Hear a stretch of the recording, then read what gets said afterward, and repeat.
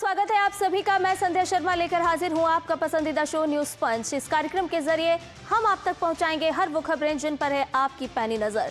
News पंच की खबरों की बात करेंगे और पूरी पड़ताल भी करेंगे, विस्तार से आपको समझाएंगे खबर का एक एक बिंदु और साथ ही ग्राउंड जीरो पर मौजूद अपनी टीम से जानेंगे हर एक अपडेट भी। और आज न्यूज पंच के जरिए जिन खबरों पर होगी हमारी नजर, सबसे पहले कर लेते हैं उन खबरों का रुख, यानी कि टॉप लाइंस का रुख।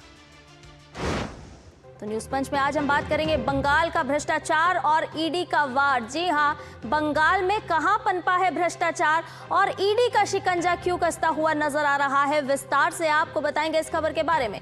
इसके साथ साथ न्यूज पंच में हमारी जो अगली खबर होगी उस पर करेंगे बात और आपको बताएंगे कि ईवी खरीदा तो फायदा ही फायदा। जी हां, कहां पर ईवी खरीदने से आपको सबसे ज्यादा फायदा मिलने वाला है, आपको बताएंगे इसके बारे में विस्तार के साथ। और साथ ही साथ न्यूज पंच में हमारी जो अगली खबर होगी वो आपको बताएंगे ड्रोन वॉरफेयर से जुड़ी हुई। जी हां, ड्रोन वॉरफेयर में किस तरह से बड़ा कदम उठाया है भारत ने, आपको विस्तार के साथ इस खबर से भी परिचित कराएंगे। तो आइए न्यूज पंच की कर लेते हैं शुरुआत और सबसे पहले आपको लिए चलते हैं पश्चिम बंगाल।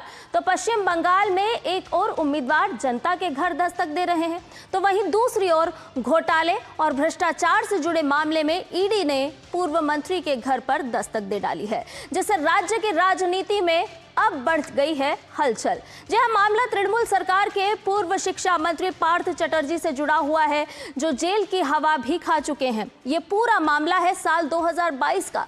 विस्तार से आपको बताते हैं इस पूरे मामले से जुड़े हुए एक एक तथ्य के बारे में। तो बंगाल में है भ्रष्टाचार और किस तरह से ईडी कर रहा है वार, विस्तार से जान लेते हैं, क्योंकि शिक्षक भर्ती घोटाले से जुड़ा हुआ है ये पूरा मामला और ईडी अब नजर आ रही है एक्शन मोड में। तो आपको बताएं कि बंगाल चुनाव के बीच एक्शन में है ईडी और शिक्षक भर्ती घोटाले में ईडी का ये एक्शन हुआ है। आपको बता दें कि पार्थ चटर्जी से पूछताछ करने के लिए ईडी पहुंची है और टीएमसी सरकार के पूर्व शिक्षा मंत्री रह चुके हैं पार्थ चटर्जी। जी हाँ, टीएमसी सरकार के पूर्व शिक्षा मंत्री के घर पर यह छापा पड़ा है और पार्थ चटर्जी की अगर हम बात करें तो इनके आवास पर ईडी की टीम पहुंची।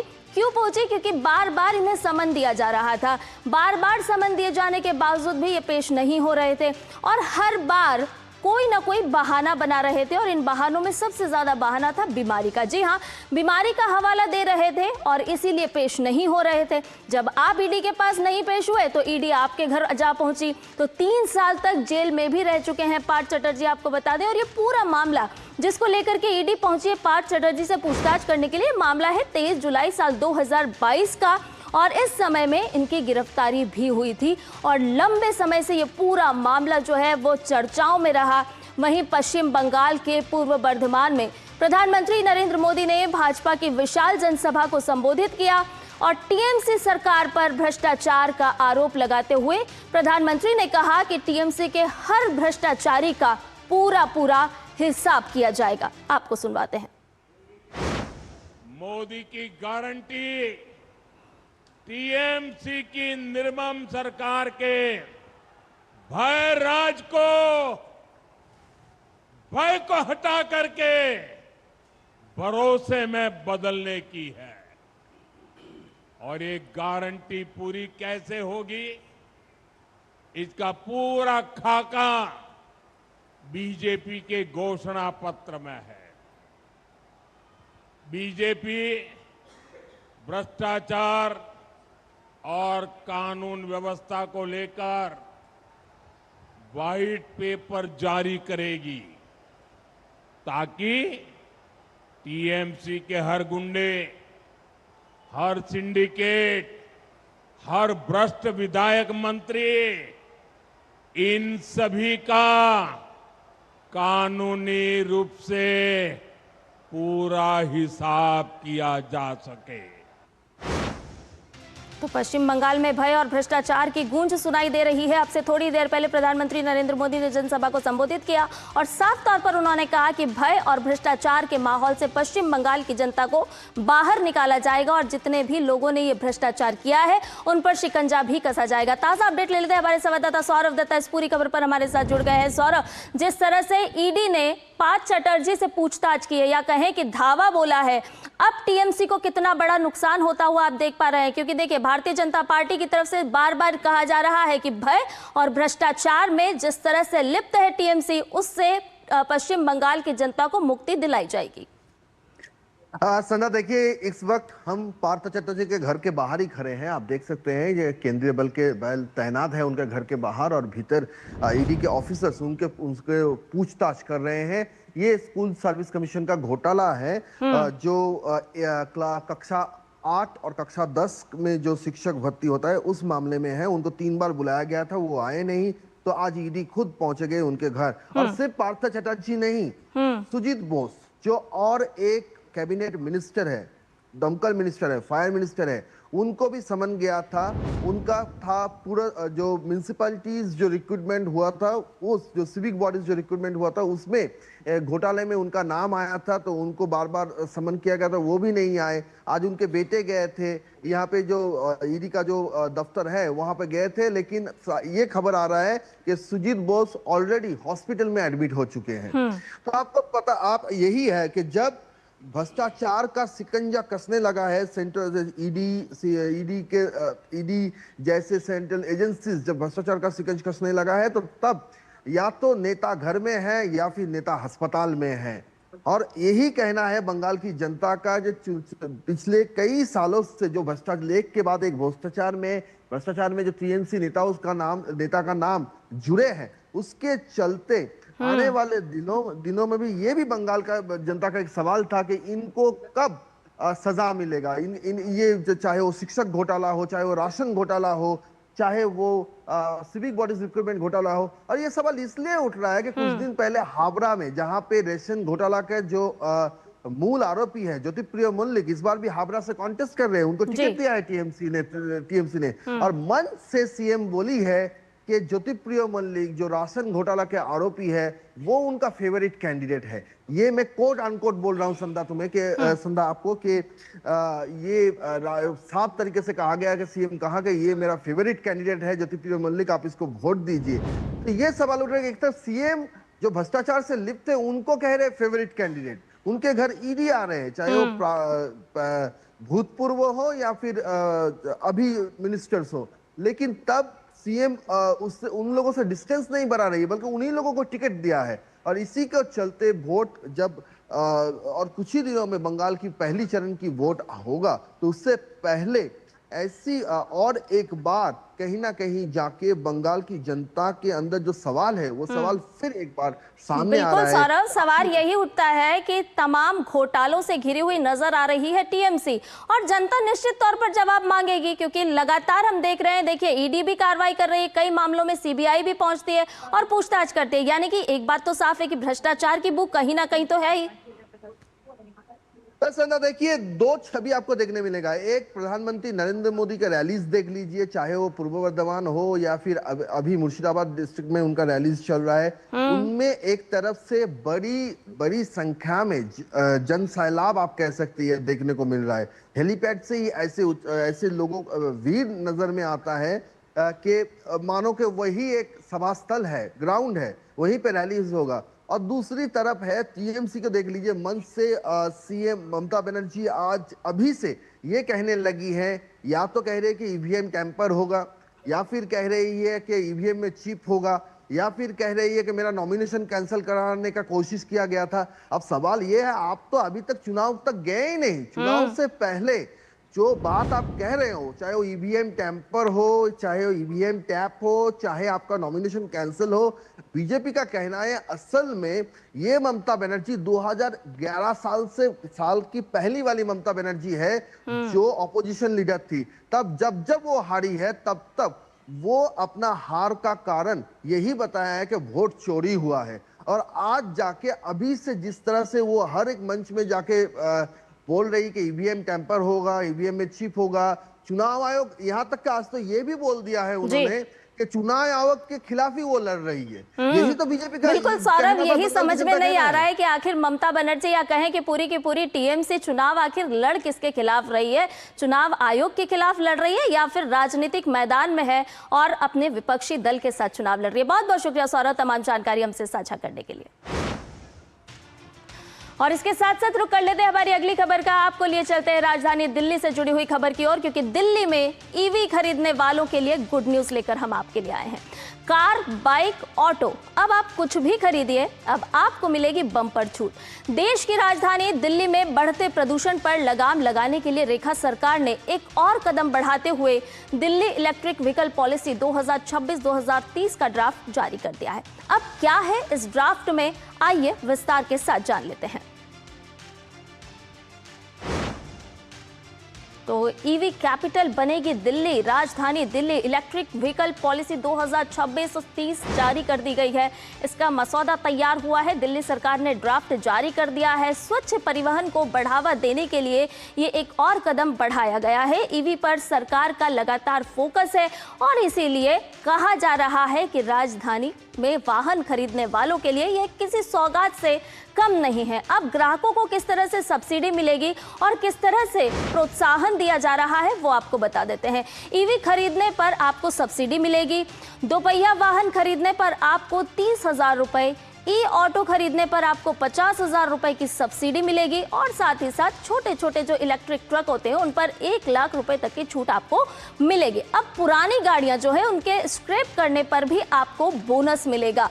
यानी कि हम पर्यावरण को कैसे सुरक्षित और संरक्षित रख सकते हैं, इसमें ना केवल सरकार बल्कि आपका भी योगदान बहुत ही महत्वपूर्ण होता है और इसीलिए ये पूरी की पूरी तैयारी की गई है कि आप ईवी जब खरीदेंगे तो आपको सब्सिडी भी मिलेगी और जब आप पुरानी स्क्रैप के वाहन बेचेंगे तो आपको बोनस भी मिलेगा।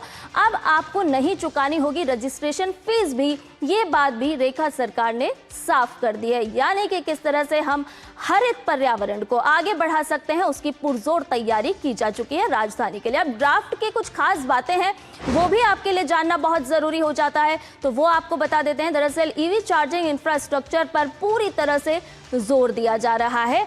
हर डीलरशिप पर चार्जिंग स्टेशन अनिवार्य कर दिए गए हैं, क्योंकि अब आप जब ईवी खरीदेंगे तो फिर चार्जिंग की जरूरत पड़ेगी और इसीलिए चार्जिंग स्टेशन को भी बढ़ाया गया है। 2027 इलेक्ट्रिक 3 व्हीलर्स ही होंगे रजिस्टर, ये आपको बता दें। साथ ही साथ 2028 को इस मसौदे में शामिल करते हुए सिर्फ इलेक्ट्रिक 2 व्हीलर का रजिस्ट्रेशन ही सरकारी गाड़ियां या फिर बसें इस ईवीएम में शिफ्ट हो जाएंगी। तो तमाम बड़ी बातों को ध्यान में रखते हुए इस पूरे मसौदे को तैयार किया गया है। कैसे दिल्ली वासियों को प्रदूषण से मुक्ति दिलाई जा सकती है उसको लेकर के लगातार रेखा सरकार प्रयासरत है।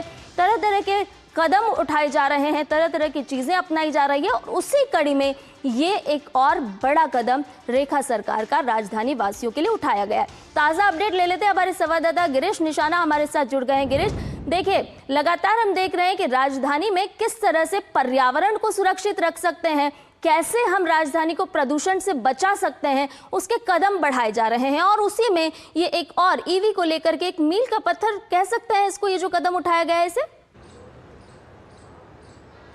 बिल्कुल आपने ठीक कहा, ये एक मील का पत्थर ही साबित होगा, क्योंकि जिस तरह से दिल्ली सरकार यानी कि रेखा सरकार ने ये कदम उठाया है और सबसे बड़ी बात यह है कि ड्राफ्ट तैयार किया गया है 2026-2030 ईवी पॉलिसी का। और इसमें सबसे पहले मैं आपको और अपने दर्शकों को बताना चाहूँगा, अभी ये दिल्ली सरकार ने जो है ड्राफ्ट तैयार किया है और ड्राफ्ट तैयार कर उन्होंने अपनी ट्रांसपोर्ट दिल्ली गवर्नमेंट की वेबसाइट पर इसको डाल दिया है और इसके लिए लोगों से सुझाव भी मांगे हैं। लोग अपने अभिमत और टिप्पणियाँ दे सकते हैं और इसके लिए 1 महीने का समय निर्धारित किया गया है, यानी कि 10 मई तक जो भी लोग दिल्ली वासी हैं वो अपने सुझाव इस पर दे सकते हैं। इसमें किस तरह से और सुधार किया जा सकता है वो बता सकते हैं, जिस पर दिल्ली सरकार अगले 1 महीने के अंदर इस पर तैयारी करेगी। किस तरह से लोगों के सुझाव आ रहे हैं, लेकिन कहीं ना कहीं अगर पर्यावरण की दृष्टि से देखें, दिल्ली में प्रदूषण की अगर बात की जाए तो उसको निजात दिलाने के लिए पूरी तरह से एक तरह से दिल्ली सरकार पूरी तरह से मुस्तैद नजर आ रही है। भविष्य की योजनाएं अभी से तैयार कर रही है। आने वाले समय में जिस तरह से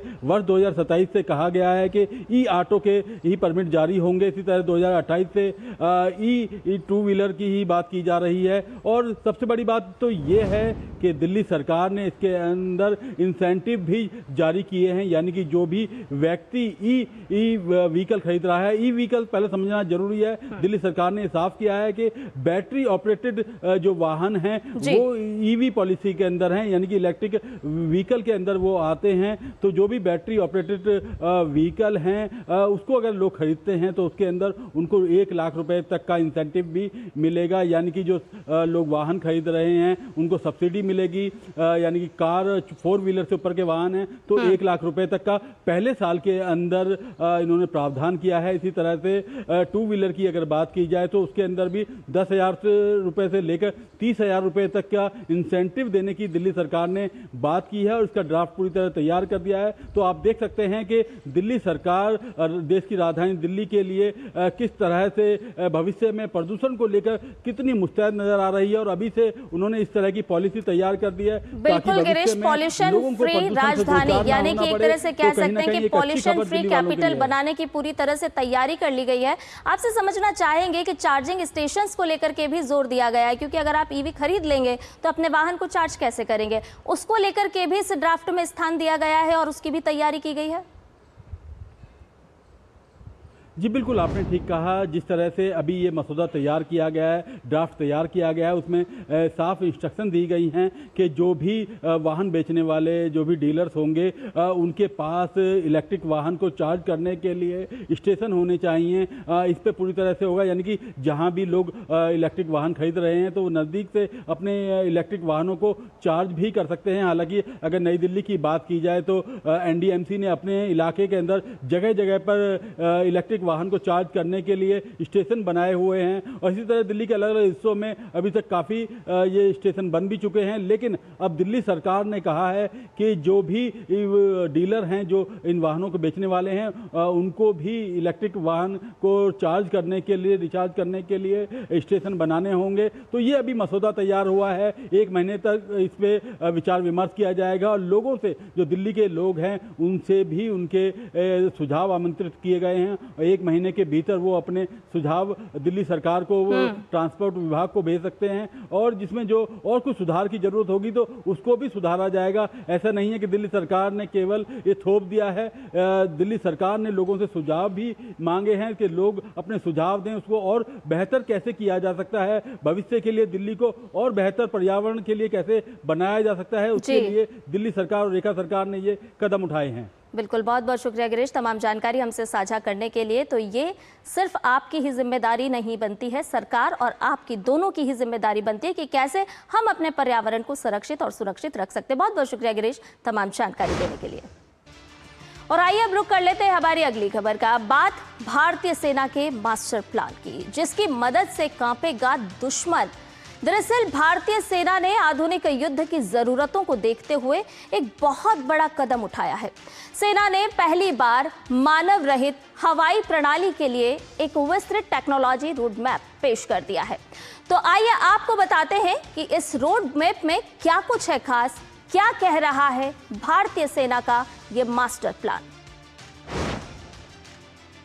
तो भारतीय सेना का ड्रोन रोड मैप है तैयार। सेना का ड्रोन तकनीक के क्षेत्र में एक बड़ा कदम, जिसमें मानव रहित हवाई प्रणालियों के लिए रोड मैप जारी किया गया है। और आपको ये भी बताते चले कि 50 पन्नों का विस्तृत दस्तावेज है जिसे पूरी तरह से तैयार कर लिया गया है। इसमें 30 प्रकार के यूएस का विवरण शामिल किया गया है और करीब 80 संस्करणों की जानकारी भी इसके माध्यम से दी गई है। तो भारतीय सेना का ड्रोन रोड मैप तैयार है, करीब 80 संस्करणों को इसमें शामिल किया गया है। लॉजिस्टिक्स पर खास तौर पर जोर दिया गया है, क्योंकि हम सभी जानते हैं कि ये जो युग है वो आधुनिक है। तो आधुनिक युद्ध जरूरतों को किस तरह से पूरा किया जा सकता है, इस पर पूरी तरह से जोर दिया गया है। स्वदेशी रक्षा तकनीक को कैसे बढ़ावा दिया जा रहा है, रक्षा क्षेत्र में लगातार स्वदेशी तकनीकों की ओर भारत आगे बढ़ रहा है और उसी क्षेत्र में ये एक और कदम है। देश में आधुनिक ड्रोन इकोसिस्टम बनाने की पूरी तरह से योजना है, कैसे एक पूरा इकोसिस्टम तैयार किया जाए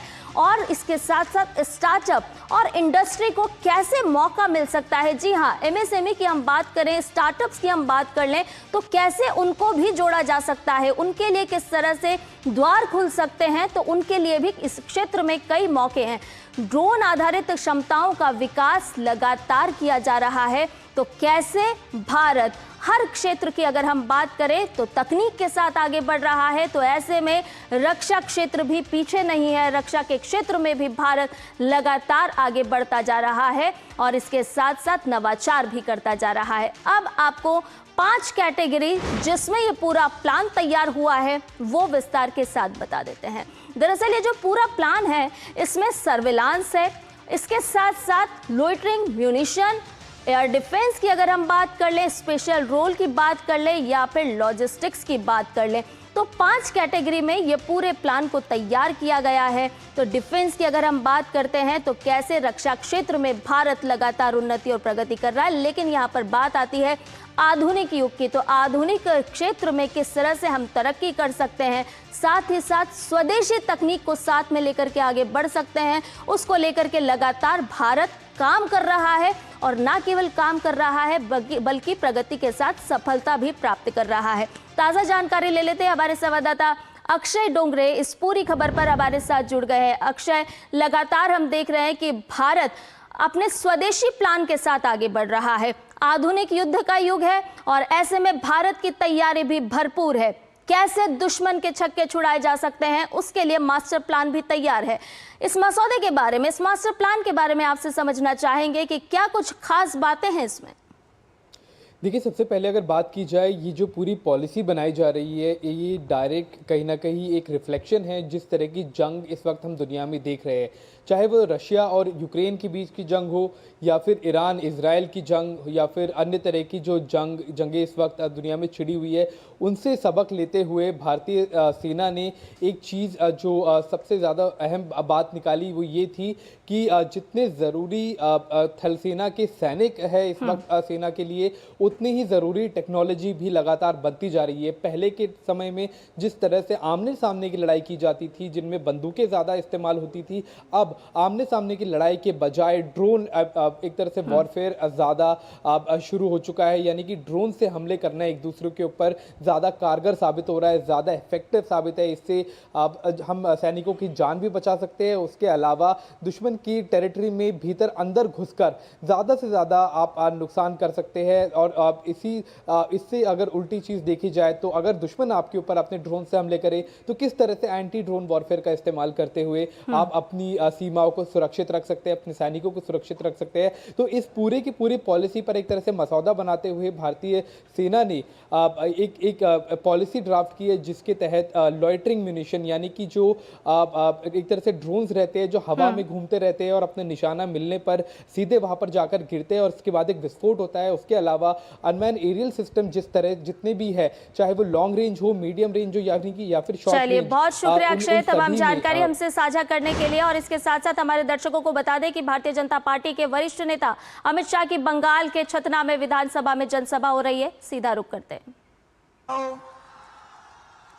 नीलाद्री शेखर दाना जी और आज बांकुरा छतना की सभा में, ये विशाल जनसभा में आए हुए प्यारे भाइयों बहनों माताओं और मेरे जिगर के टुकड़े जैसे युवा मित्रों, आप सभी को राम राम। भाइयों बहनों, आज सबसे पहले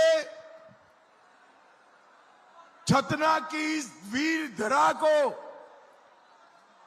बांकुड़ा की पावन माटी को मैं